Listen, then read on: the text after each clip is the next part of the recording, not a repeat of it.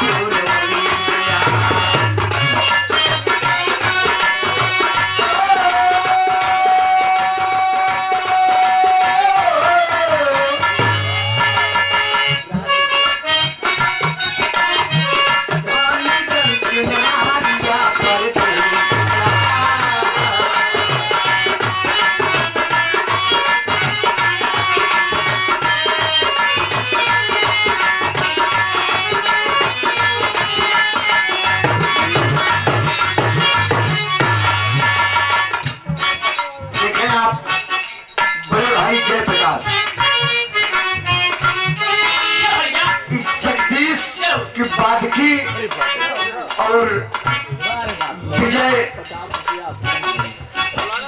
Harmonium वादक को 50 रुपया असलम भाई और 100 रुपया जयप्रकाश रामजस दोनों मित्रों को दिए दोस्त।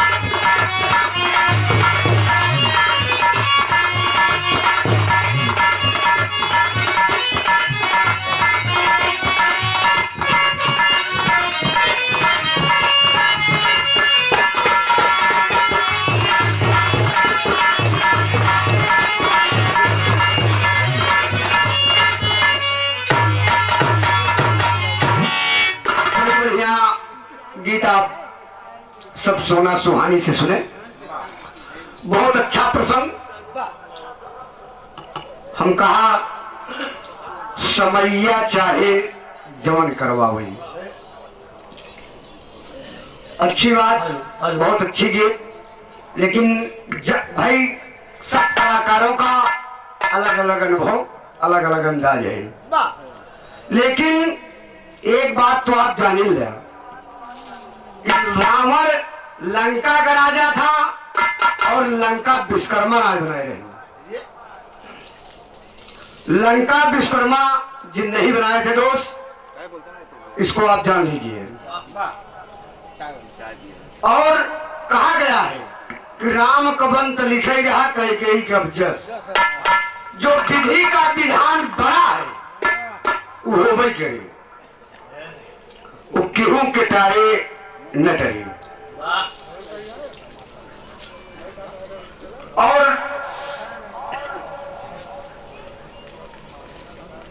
लंका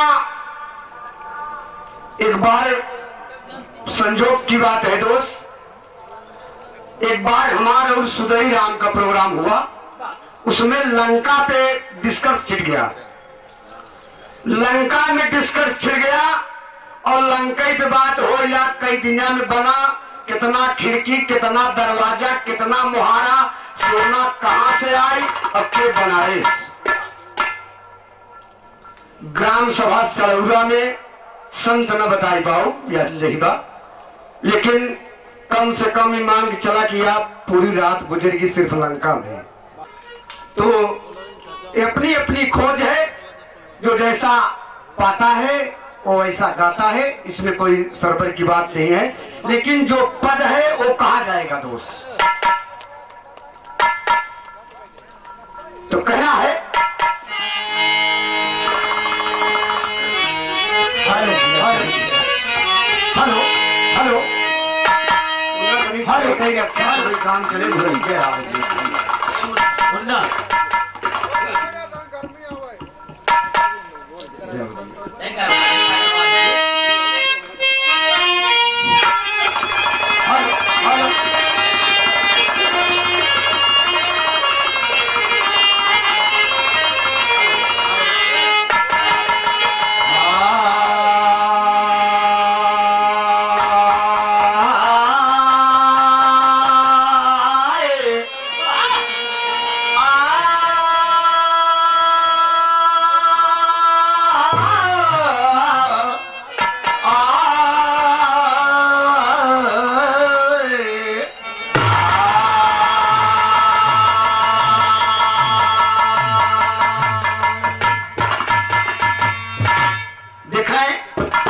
एक छोटा सा बिरहा आप सबके सामने पेश है।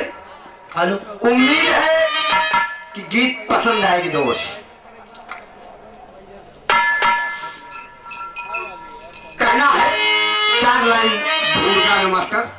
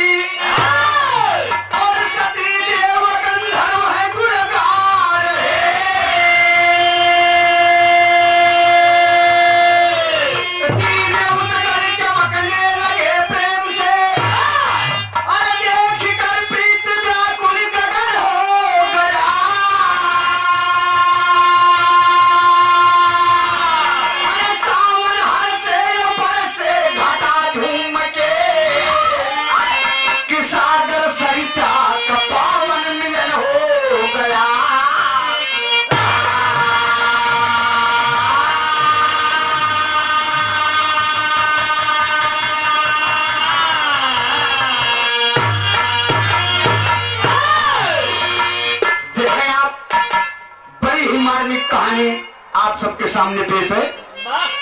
उम्मीद है दोस्त, अगर आप कहानी पर गौर करेंगे तो मेरा यह दावा है कि आंख में आंसू जरूर आ जाएगा। कहना है कौवारी के टुकड़ा हो मास्टर।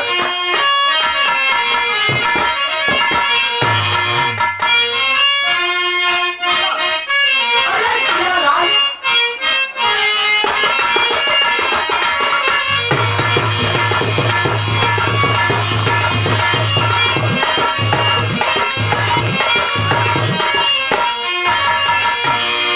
कहना है कि सामान बरस रहा है भला क्यों नहीं आते।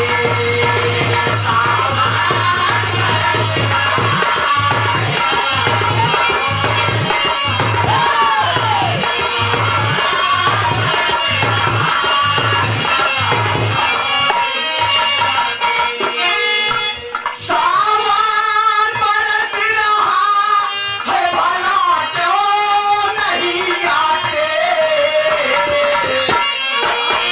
मेरे दिल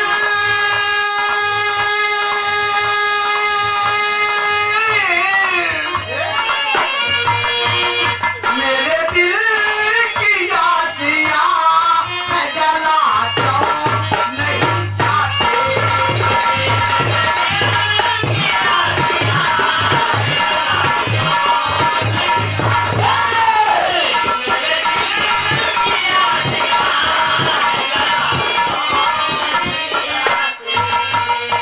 मेरे दिल की आसियां है जला क्यों नहीं जाते। मेरे दिल की आसियां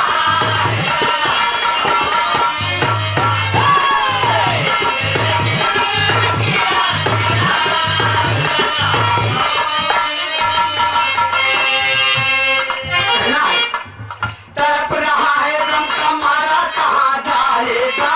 जान दे देगा दीवाना अगर न पाएगा।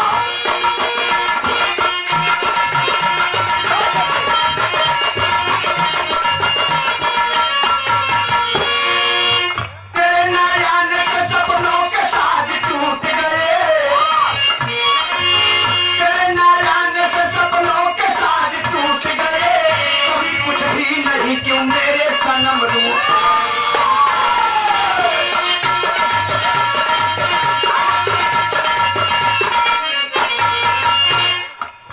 याद आती है ये तन्हाइयों की बात मुझे। याद आती है ये सहनाइयों की बात मुझे। नहीं भाती है ये तन्हाइयों की रात मुझे।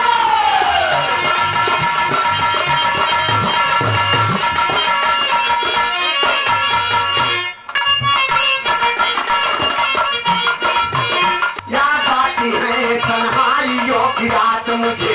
नहीं भाती है ये सहनाइयों की बात मुझे। घटा घनघोर छटा घटा घनघोर छटा प्यार से पसार रही। फुहार तन पे यूं रह गए कटार।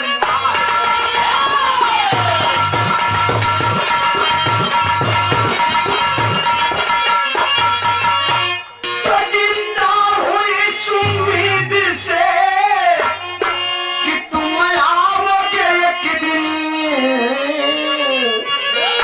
हर जीते जी कट रहा है गला क्यों नहीं आते।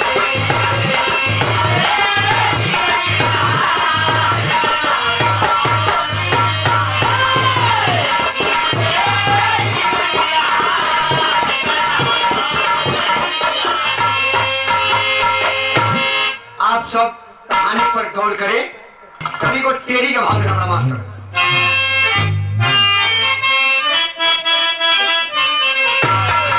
अरे राम सुहागन तड़पे साजन के बिना। अरे तजल बिन मीर तड़पती बिना नाग के नागन। सुहागन तड़पे साजन के बिना।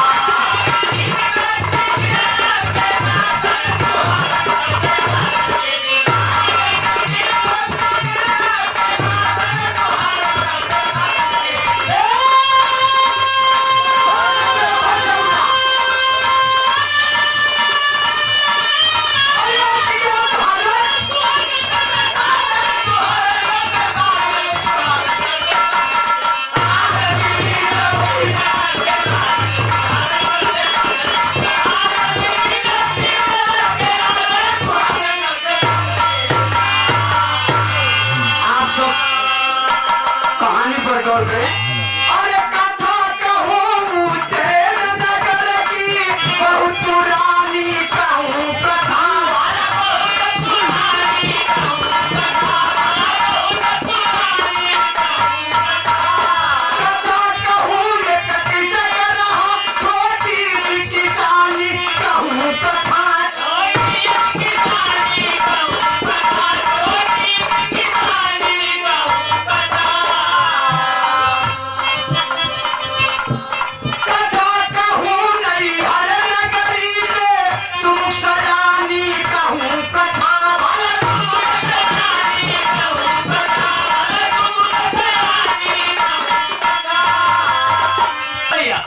गुरु जी कभों कभों गाँव में बड़ा बढ़िया क्या गाँव है विजय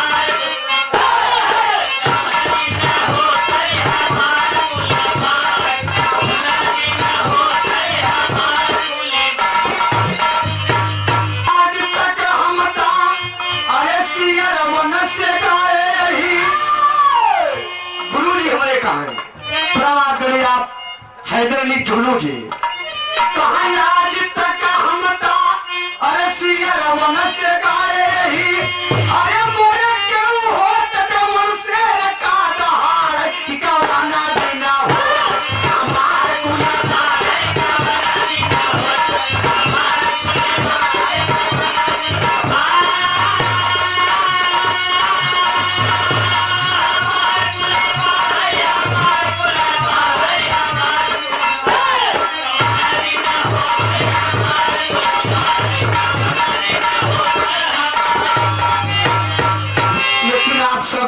कहानी पर गौर करें कि कथा कहूँ चैन नगर की बहुत पुरानी कहूँ कथा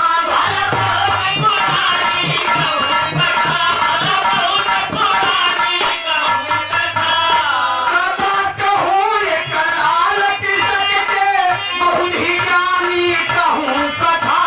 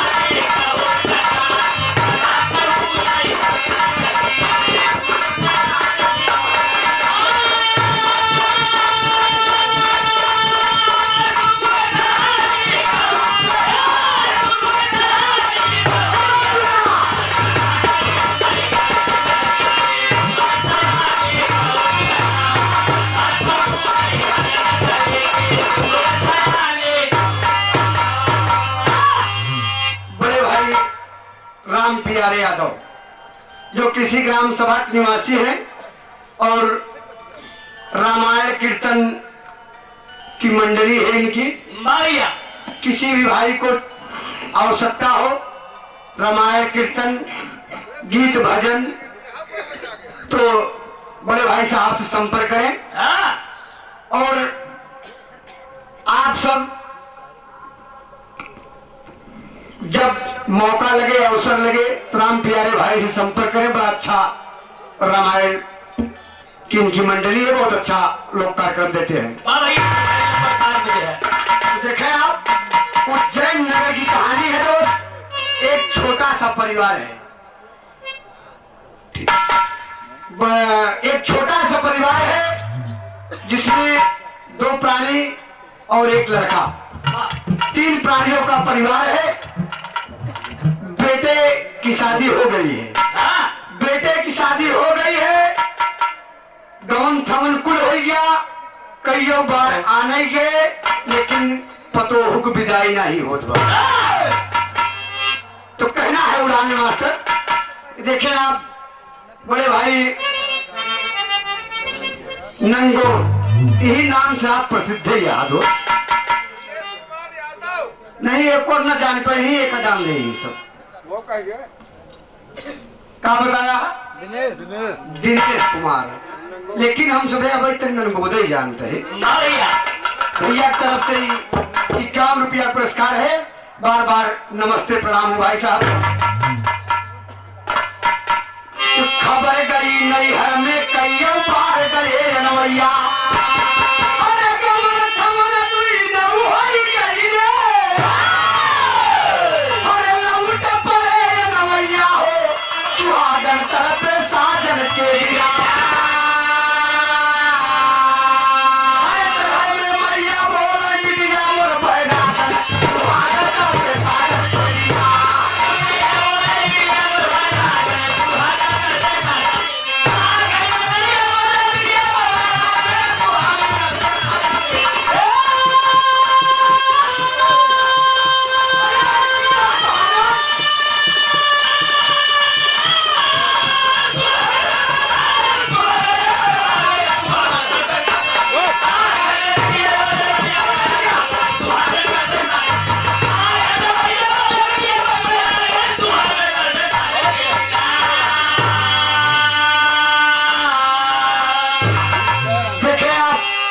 हमारे बड़े भाई अजीत यादव इतनी आवाज की था हमारे गुरु जी के साथ है विजय याद हो, सिर्फ सम्मिन भरी बावत रहे और क्यों आप तक भरे सुनाए।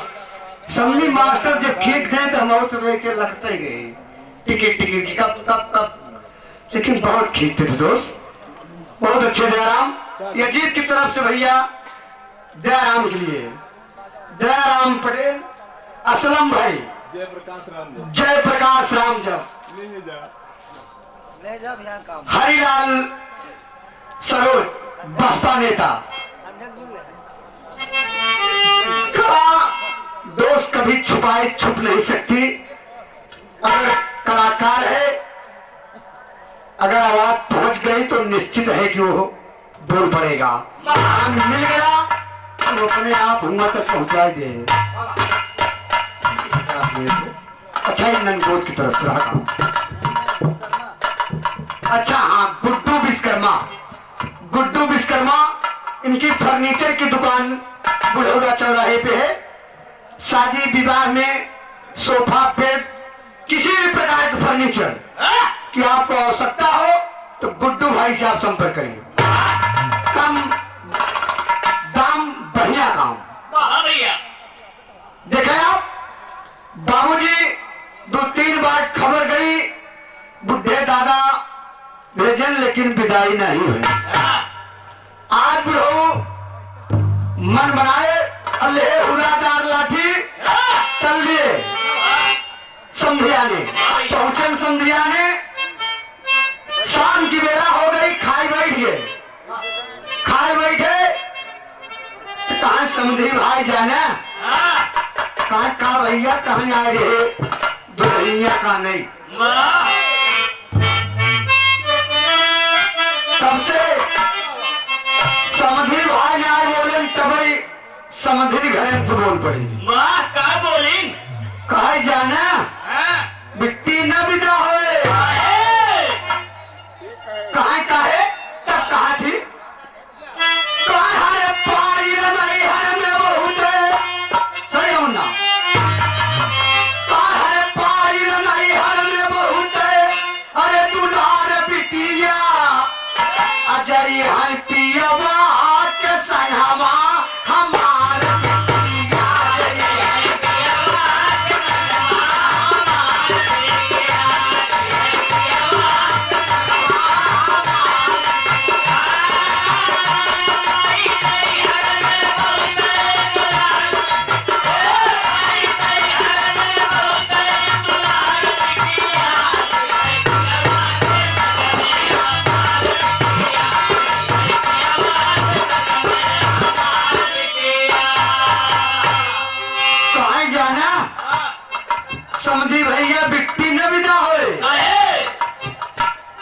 ये हमार मानता बा कि यही मेहमान विदा होई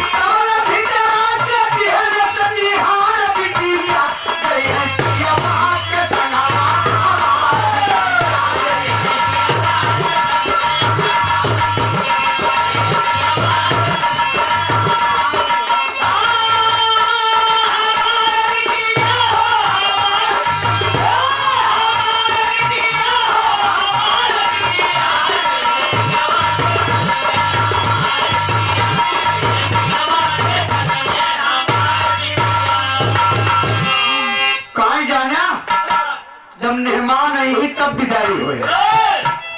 बाबूजी एकदम बुढ़े का माथा ठनक गया, खड़ा हो गए। कहा समझे भाई? ठीक है, जब मेहमान आई ही तो विदा क्या? मेहमान हमसे आए कि हम मेहमान से? लेकिन बाबूजी बुढ़िया नहीं माने और तब तक भीतरा से पतोहिया लखैया बुढ़ाऊ को नजर पड़ी दुल्हन पे तो देखे बिटिया पतोहिया का मन बाज आए क्या, लेकिन अब मजबूरी का करे। वह बिटिया के नैनन से छलके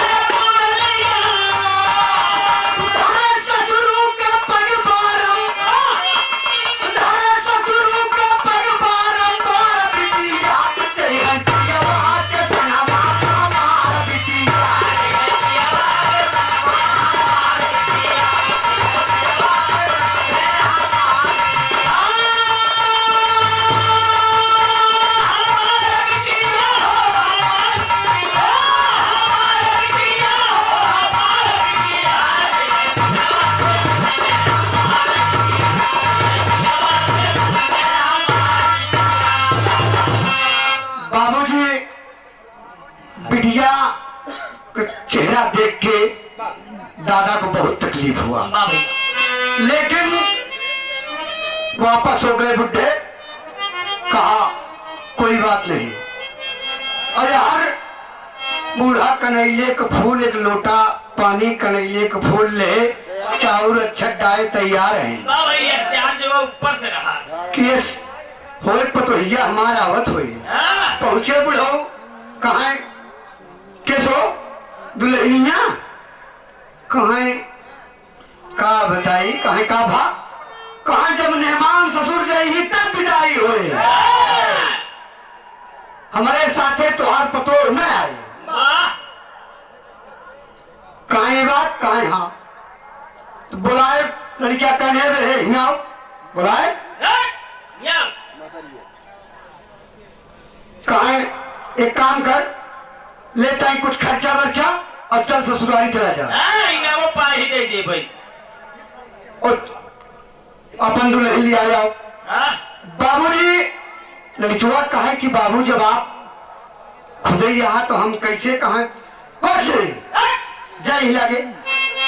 बाबूजी लड़का तैयारी कर लिया, जा बेटवा, आज के जमाना में केकर बाप कहे दिया बेटवा ससुराली चला जा। तो हर बाप कहत बात जा, हमारे बबू कहे रहे और चल दिए ससुराली। चला जाता है रास्ता में, उसको दिल में शंका हुई दोस्त कि हो न हो मैं भी जाऊं और दुल्हन की विदाई न हो। सोचने लगा अपने मन में, और रास्ते में एक बढ़िया दुर्गा जी का मंदिर पड़ा, वाह भैया। घूम गया मंदिर पे और माँ के सामने खड़ा हुआ, कहा माँ, और क्या कहा था, दादा पंधारी के तर्जुमा मास्टर,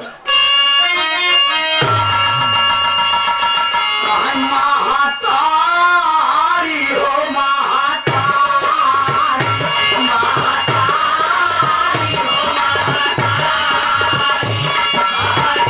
महातारी हो महातारी। अरे जातारी जाता बड़ी मैया ससुरारी, महातारी हो महातारी, महातारी हो महातारी।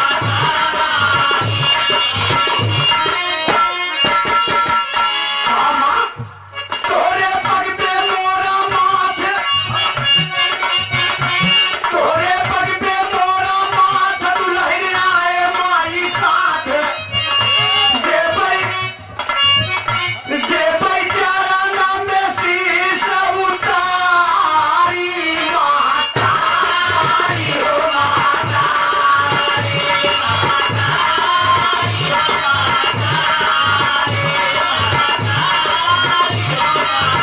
महातारी, बाबूजी कहा माँ, अगर मेरे साथ मेरी दुल्हन आएगी तो तुम्हारे इस मंदिर में, तुम्हारे चरण में मैं अपना गर्दन भेंट कर दूंगा।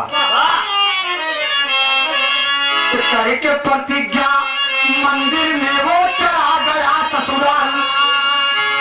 अरे सास ससुर साली गल सरहदे, अरे सार भवा खुशहाल हो, सुहागन तरफे साजन के बिना। अरे जना गोपाल आई गए सतभामा के नागन, सुहागन तरफे साजन के बिना।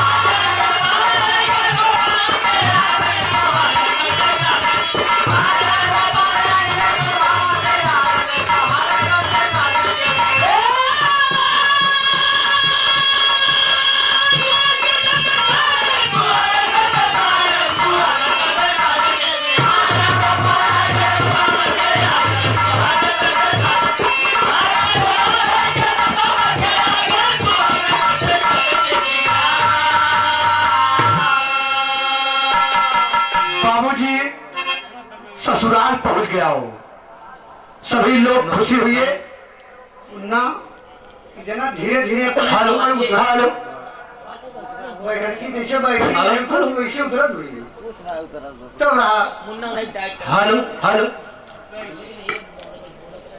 बाबूजी ससुराल पहुंचा और बूढ़ा मारे खुशी के मारा चारों ओरी पास पड़ोस में बताई दे। वाह। और कैसे बतावत थी मास्टर कि हरे कहाई लागल सहारी एक जननवा हो, हरे कहाई लागल सहारी एक जननवा हो, सजनवा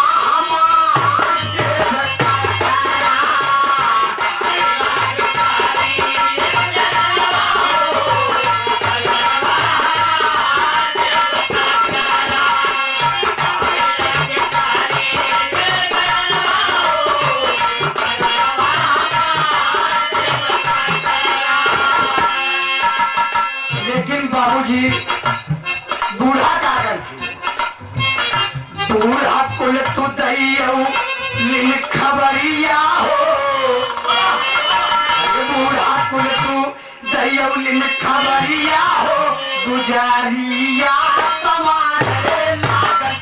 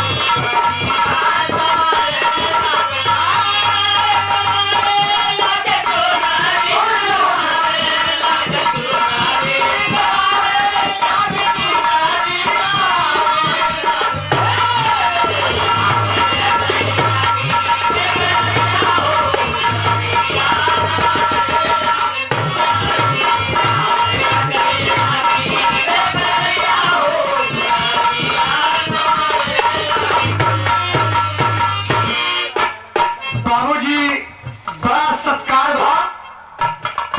मेहमान कहें बाबा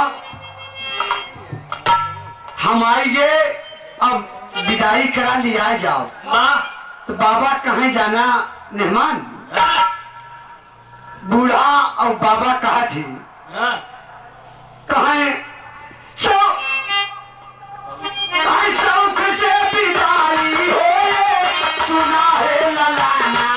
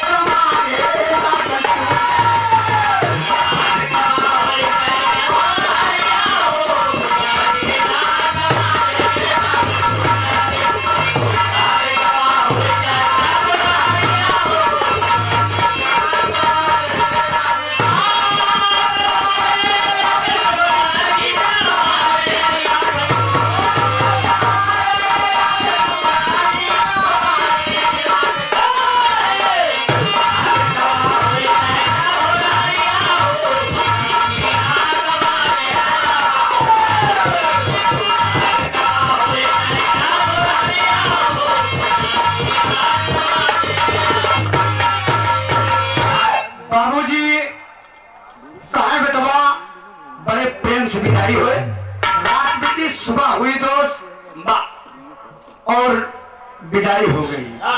तो दुल्हा दुल्हन साथ में चली भय रहा लहुरवा सा।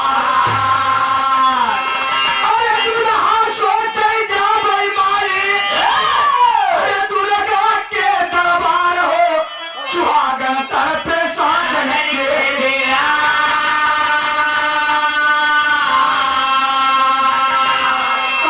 प्यार से शीश दहा के माँ से मन भाई सुहागन तरफे साजन के डेरा।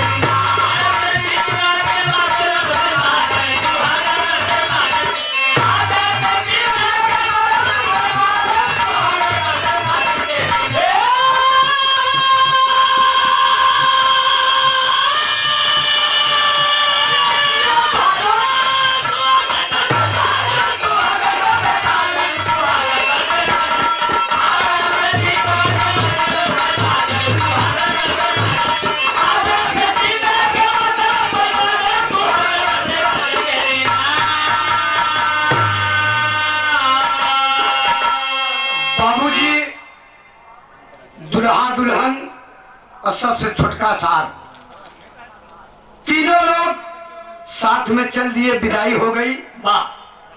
दूल्हा जब माई दुर्गा मंदिर के सामने पूरी रह जाता है तभी कहेश अपने सार से कहेश भैया जाना तू भाई बहन ही रुका, तू भाई बहन ही रुका, हमार कुछ मांगता बा माई दुर्गा से। कहियो मांगता रहा। मांगता नहीं मानता। कहे मानता बा हम माई दुर्गा के दरबार जाते ही हम आओ तब चले। दूल्हा इतनी बात कहकर चल दिया और भाई बहन बैठ गए वही इंतजार करने लगे। मंदिर में पहुंचा, माँ दुर्गा के सामने खड़ा हो गया। कहा माँ मैंने तुमसे ये वादा किया था कि अगर मेरी दुल्हन मेरे साथ आएगी तो मैं अपना सर तेरे चरणों में भेंट कर दूंगा। बाबूजी और कहता है पापा ने मास्टर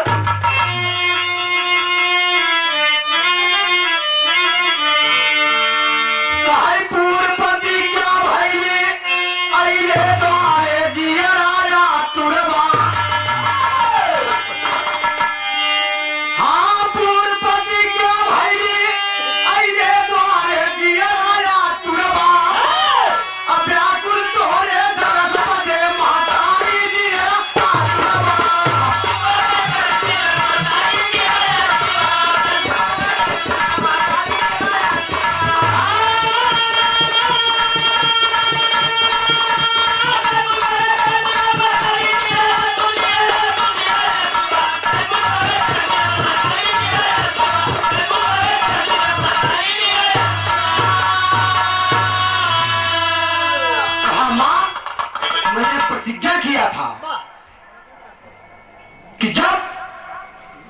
मेरी दुल्हन आएगी साथ में, मैं अपनी गर्दन तुम्हारे सामने भेंट कर दूंगा। हाँ भैया। और क्या कहता है? पूर्वपति क्या भइली अइले द्वारे दिया तुरवा, व्याकुल तोहरे दरस बदे महतारी दिया तुरवा। कहा माँ, कहा महतारी, जो मैंने कहा था वो तुम्हारे सामने प्रस्तुत उठा लिया तलवार। और क्या कहा था? कहा किया वचन निभाया, कहा पूर्वपति के भइली अइले द्वारे दिया तुरवा, व्याकुल तोहरे दरस बदे महतारी दिया तुरवा।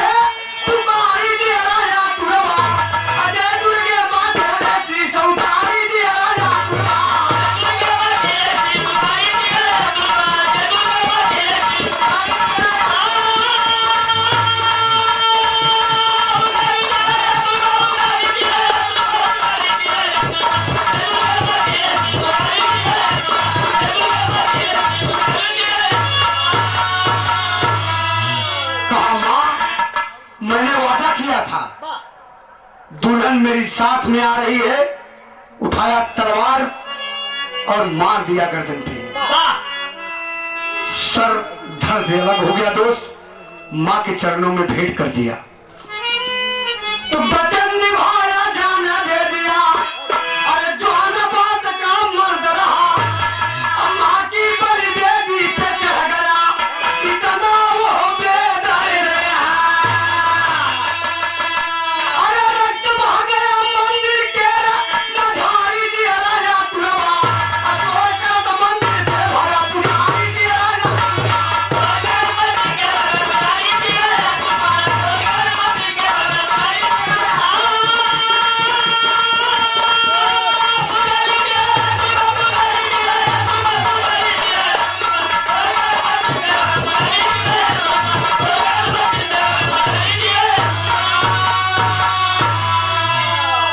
बाबूजी गर्दन अपनी भेंट कर दिया माँ के चरणों में।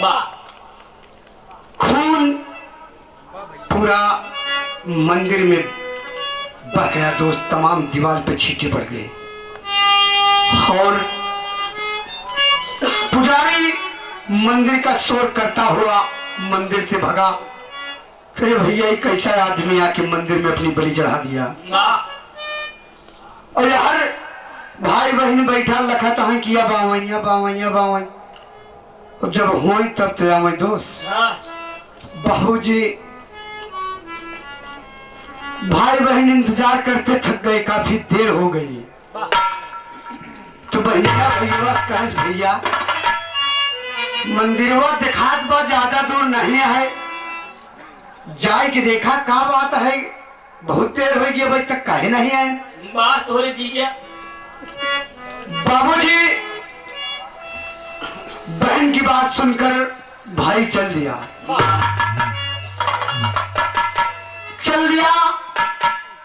तो होता क्या है, भुल्लुड़ा के तर्जुमे अब न मिली ननुआ कतर। भैया मैं हमारे कार बनी रही।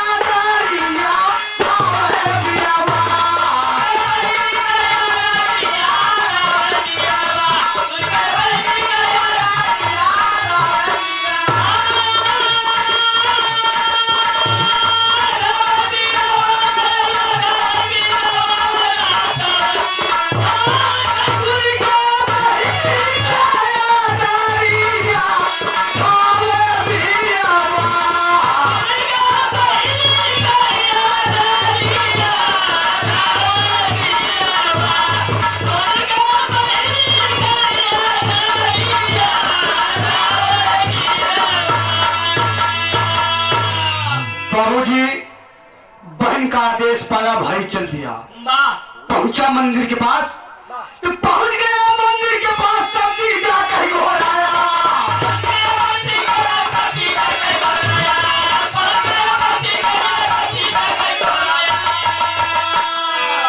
मंदिर के पास पहुंचा, आवाज देता है, जीजा जीजा। कोई आवाज नहीं आती है। एकदम बोला ना मुन्ना, वाह भाई बोले कहीं करीब दूर। बाबूजी मंदिर के पास पहुंचा, आवाज नहीं आती, बुलाता है, लगा देखने, तो पहुंच गया मंदिर के पास, तब जीजा कहीं घोराया।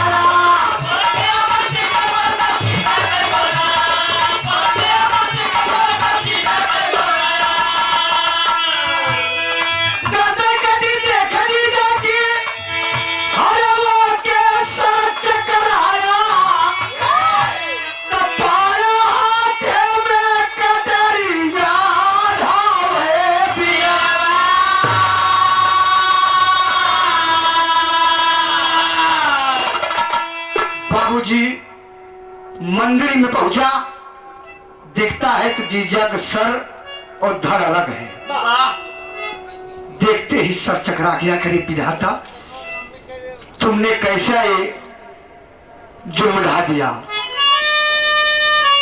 तलवार उठा लिया और सोचता है अपने मन में, लोग ये कहती थे बोले कि खुद ऐसी चढ़ाया। अरे तब साथ लगा सोचने मन में कि क्या दुर्गे माँ की माया। अरे मर के बहिनी के समरिया धावे बिरवा।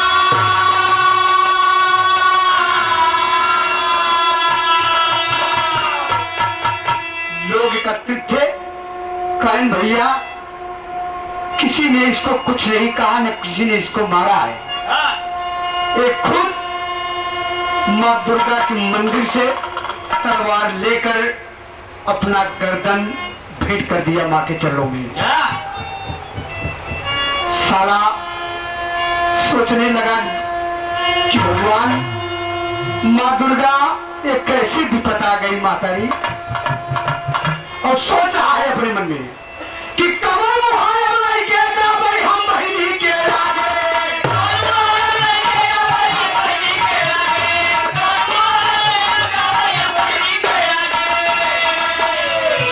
अरे काट के शीश चढ़ा दिया, सब लोग वहां से भागे कि क्यों न आ गई अब गुहारी याद आवे बिरवा।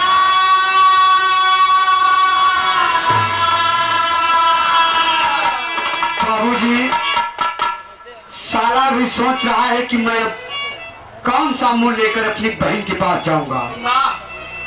बाबूजी तलवार उठाया और अपनी भी गर्दन धड़ से अलग कर दिया। लोग देखकर आश्चर्य हो गए कि हे बाप रे, क्या बात है दोस्त। और लाश कूद रही है, सर से धड़ अलग है दोस्त। जमीन पर तमाम दीवार पर खून के छींटे, खून की नदी जैसी बहने लगी। लोग बड़े आश्चर्य पड़े और हर लखत लखत काफी देर हुई है। दुल्हन सोचे कि भगवान क्या बात है, जो भी मंदिर में जा रहा है वापस नहीं आता। काफी देर हो गई, वह दुल्हन चल रहे उस मंदिर की तरफ। कहा अब हम खुद चल के देखो। तो तर्ज लगा तो फिल्म गंगा की बेटी से मुन्ना कि हमारी बोरिया काहे आए देख ले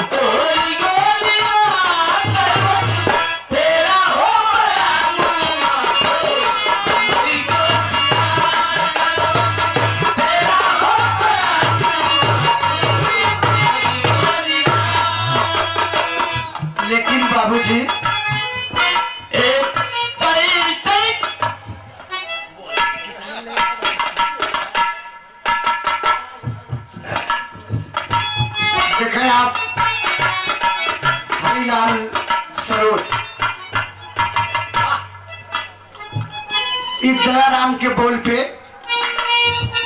20 रुपया पुरस्कार दिए। वाह भैया। बहुत बहुत प्रणाम हो। आशीर्वाद कामना है कि हम बच्चे हमेशा अपने फन में कामयाब रहे। लेकिन कहना है कि धाम गोरिया है रामा, धाम गोरिया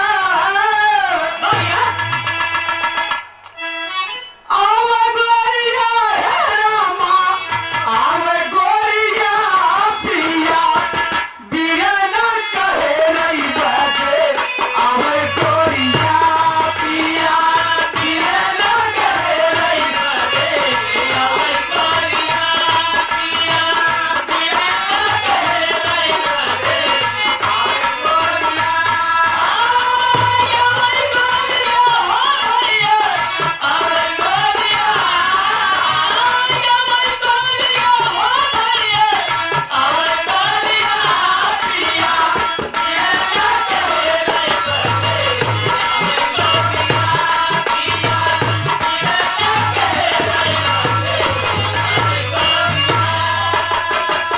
आशा गुंड खाना जने मोर फाड़ के, आशा गुंड खाना जने मोर फाड़ के, आशा गुंड खाना जने मोर फाड़ के, नारायण मोर फाड़ के, नारायण मोर फाड़ के,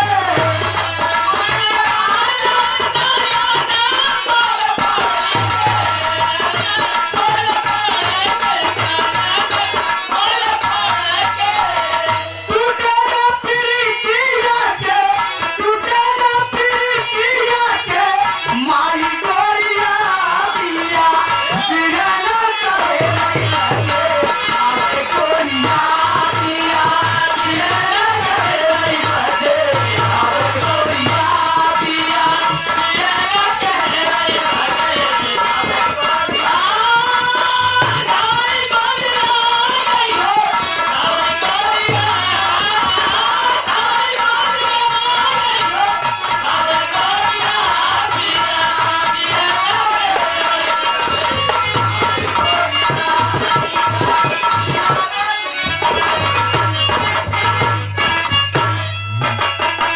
बाबूजी दुल्हन मंदिर के समीप पहुंची तो दुल्हन जब मंदिर में आई, हर देखलस मोरल पति औ भाई,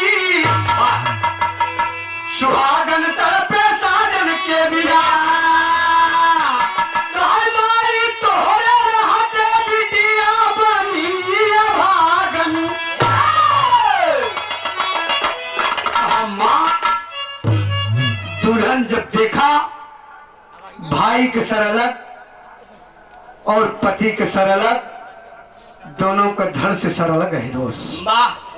दुल्हन को देखते ही छाती पीट पीट कर रोने लगी। कभी को विदेशिया का भाव देना पड़ा मास्टर। कहा माँ मेरा सुहाग लुट गया, मेरा भाई इस दुनिया में नहीं रहा।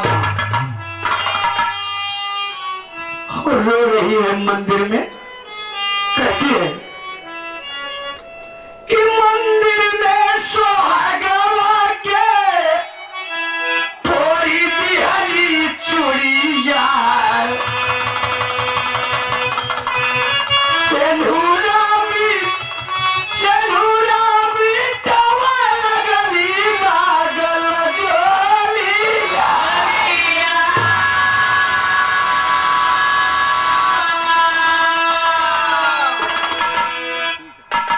सूझे ना डगरिया बवरिया भैली बबुआ, हर नैना बोला जैसे सावन के बदरिया।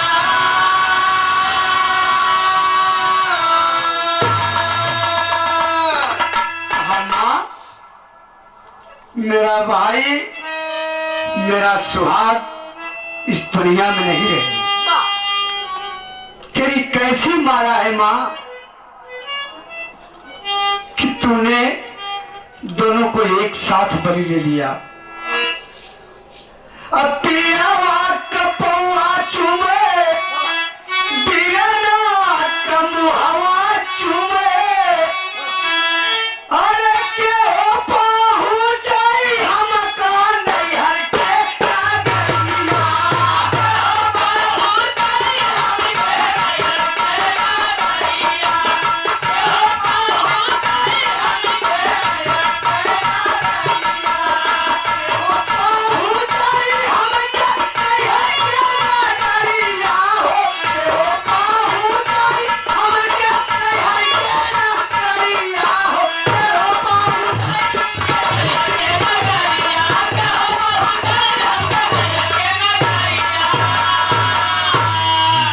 बाबूजी, दुल्हन रो रही है, कहा माँ अब मैं कौन सा मुंह लेकर अपने मायके जाऊं या कौन सा मुंह लेकर अपने ससुराल। सोच रही है दुल्हन और रो रही है दोस्त। माँ के सामने कहा माँ अब ना मैं ससुराल जा सकती हूं और ना ही मायके। कवि को आल्हा का भाव देना पड़ा मास्टर।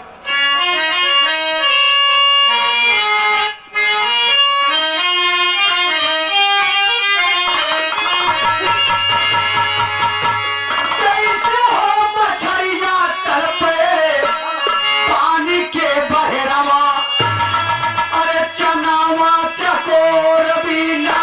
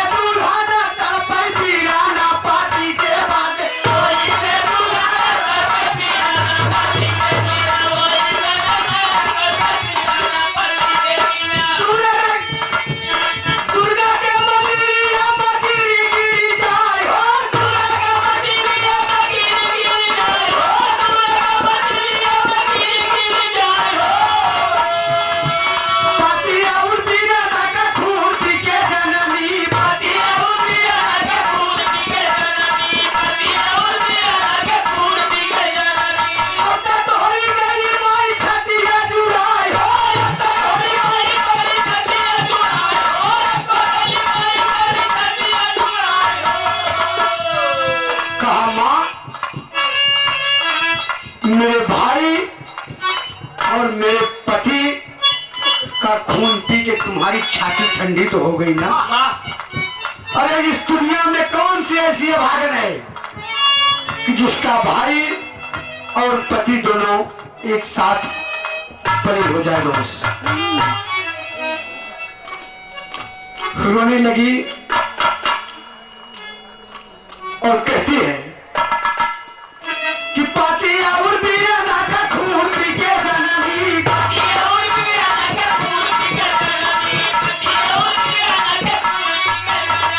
अब तो होई गई माई छतिया जुड़ाए हो,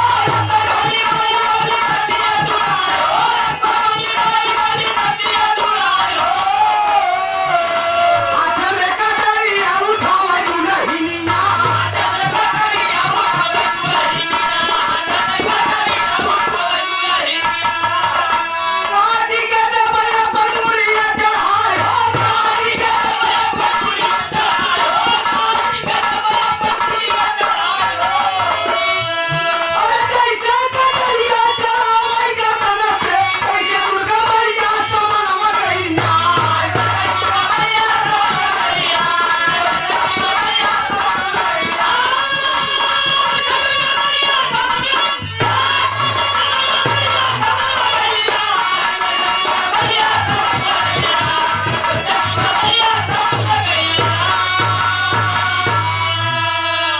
बाबूजी, दुल्हन कहा मां, अगर मेरा भाई और मेरा पति दोनों नहीं जीवित है तो मेरा भी जीना बेकार है।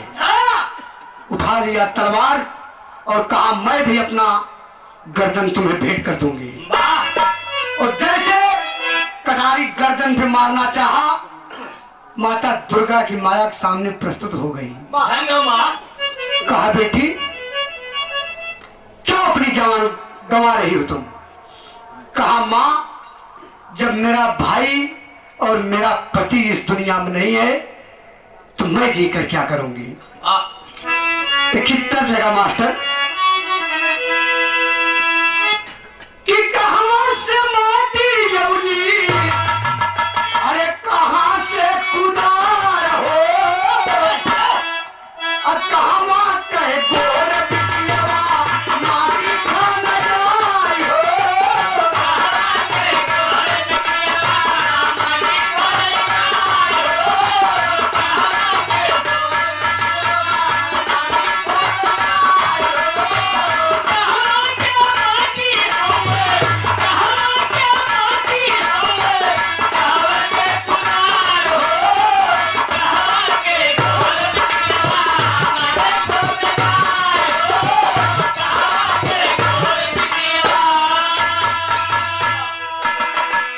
बाबूजी,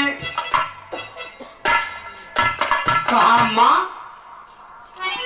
कहती है दुल्हन, अब बेचारी रोवई, अरे गोले बाहर आई हो। कहा मां,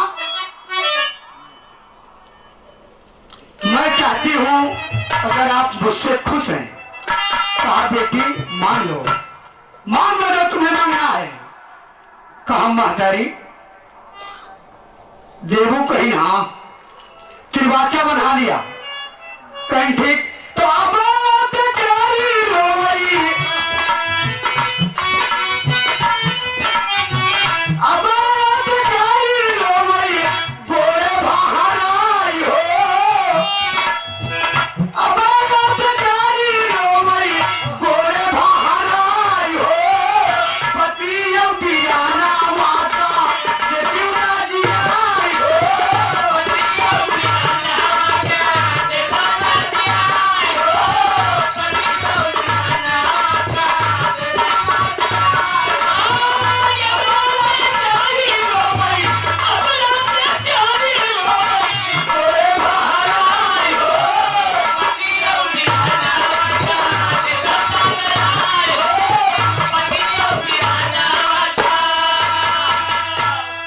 कहा मां, अगर तुम मुझसे खुश हो तो मेरे पति और भाई को जिंदा कर दो। वह देवी मुस्कुराई लगली। कहा बेटी, देवी मुस्कुराई लगली, खड़ागा उठाई हो, तोरा मां गनवा बेटी पूरा हो जाई हो।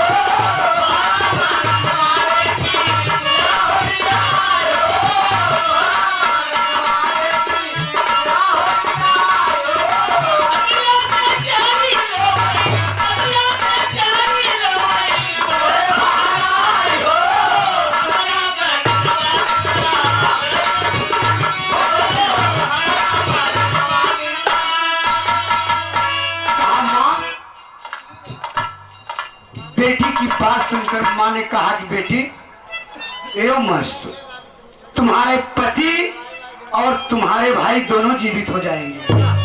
तुम दोनों का सर धड़ से मिला दो। दुल्हन खुशी हो गई दोस्त और दौड़कर दुर्गा जी के सामने दौड़कर करती क्या है पद्म मास्टर कि पति का शीशा उठाकर पहले, पति का शीशा उठाकर पहले गिर के धड़ से दिया मिला। शीशा उठाया फिर बिरना का, पति का तन से दिया लगा।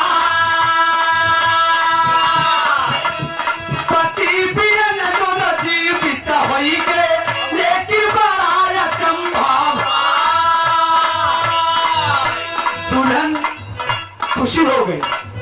जल्दबाजी में भाई का शीश उठाकर पति के तन से लगा दिया वाह और पति का शीश उठाकर भाई के तन से लगा दिया। वाह उल्टा हो गया। उल्टा हो गया दोस्त। तो पति बीरन दोनों जीवित होई गए, लेकिन महाराजा चंबा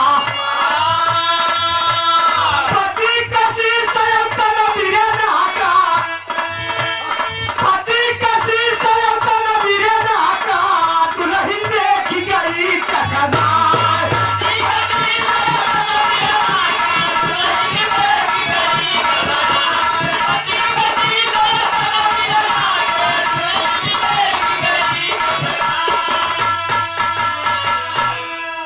बाबूजी सर भाई का, शरीर पति का। Hello hello. और इधर अगर सर पति का तो शरीर भाई का। वाह उल्टा हो गया। देवी माँ के सामने अबला कहा, माँ ये कैसे, मेरा धर्म नष्ट हो जाएगा माँ। कहा बेटी तुमने जल्दबाजी में काम उल्टा कर दिया और हमेशा सोच समझ कर ही काम करना चाहिए। वाह कहा महतारी मैं कैसे अपने जीवन की नैया को पार करूंगी। कहा बेटी आदमी की पहचान उसके सर से होती है। आदमी का सर अगर अलग हो जाए तो धड़ से पहचान नहीं किया जा सकता। इसलिए जिस शरीर में तुम्हारे पति का सर है वही तुम्हारा पति होगा। वाह कहा लेकिन माँ मेरा धर्म नष्ट हो जाएगा महतारी। तो क्या कहा थी देवी मैया। कहा बेटी तुम इस जन्म में ऐसे ही अपना जीवन यापन करो, आने वाले तुम्हारे जन्म में तुम दूसरे रूप में पैदा होगे और तुम्हारा जीवन यापन होगा। और क्या कहा थी, तैयारी करा भैया। पति पत्नी खड़े हैं जैसे चोर चोरनी, और ये दूसरे जन्मवा में मोर मोरनी।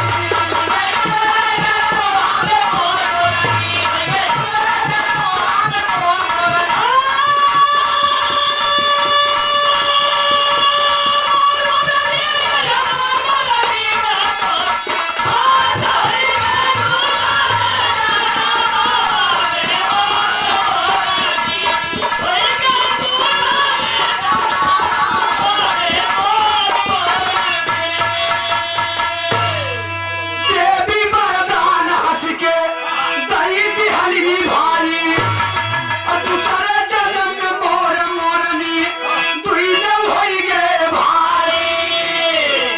अरे तब से होए ना मिलाप यहाँ सोर सोरनी, होई गए दूसरे जन्मवा में मोर मोरनी।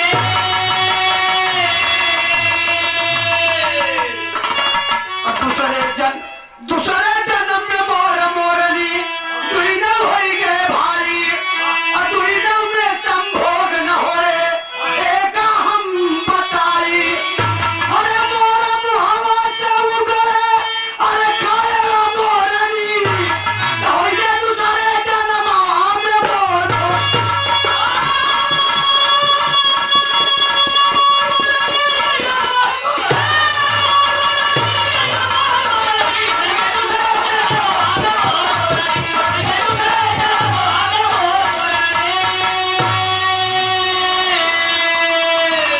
इसी तरह से मोर मोरनी का भैले अवतार, इसी तरह से मोर मोरनी